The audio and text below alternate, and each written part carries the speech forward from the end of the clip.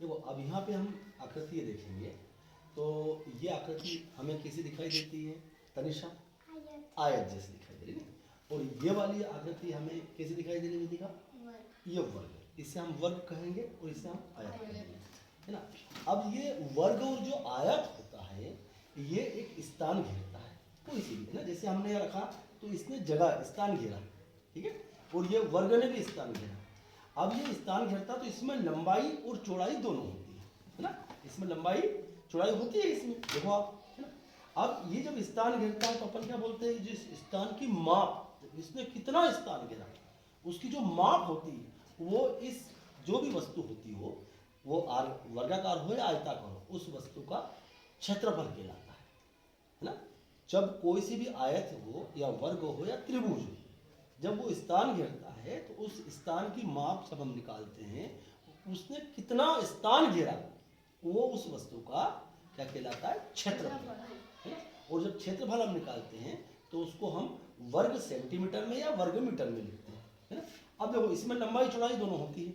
अब यहाँ देखते हैं कि ये जो दिखाई दे रहा है ये क्या है, घन, और मोहित ये क्या है, घना।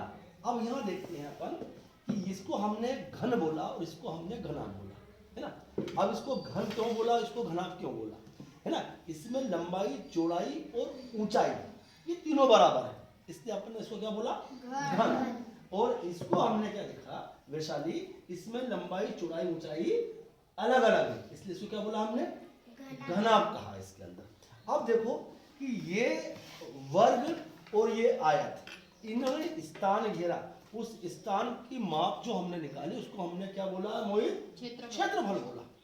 अब यहाँ देखें अपन कि ये घन भी स्थान घेरता है और घनाभ भी स्थान घेरता है। घन हो या घनाभ ये स्थान घेरते हैं, है ना। ये घन है, ये स्थान घेरा, इसको रखा तो स्थान घेरा। अब इसने स्थान घेरा, अब इसने स्थान जो घेरा है, स्थान वो घेरा है वो क्या कहलाता है, आयतन।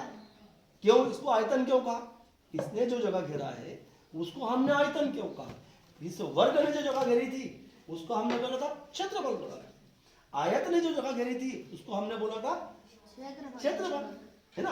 और जैसे हमने घन रखा और ये घनाभ रखा तो इसने भी तो स्थान घेरा, तो इसने जो स्थान घेरा उसको हमने क्या बोला, आयतन। अब इसको आयतन क्यों कहा, है ना, क्यों कि इसमें लंबाई चौड़ाई तो है और लंबाई चौड़ाई के साथ साथ इसमें क्या है मोहित, ऊंचाई भी है इसके अंदर, है ना।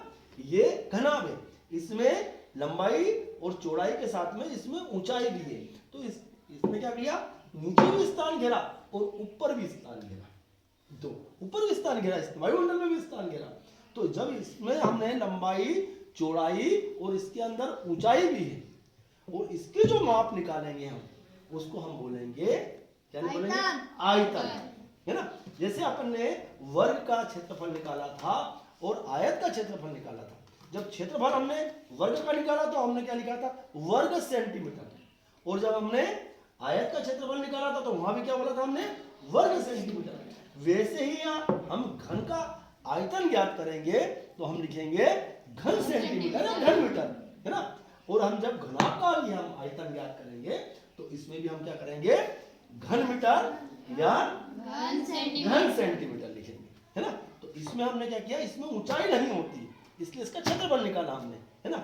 और इसमें क्या होता है, ऊंचाई क्यों होती है, ये ऊपर भी स्थान घेरता, नीचे तो स्थान घेरा, ऊपर भी स्थान घेरा, वायुमंडल में भी इसने, इसलिए इसको क्या बोलते हैं हम, आयतन। जब इसकी माप हम निकालेंगे इसने कितना स्थान घेरा, कितनी जगह घेरी इसने, इस घन ने या इस घनाभ ने, और उसकी जब माप निकलती है उसको आयतन कहा जाता है, ठीक है ना। ये बात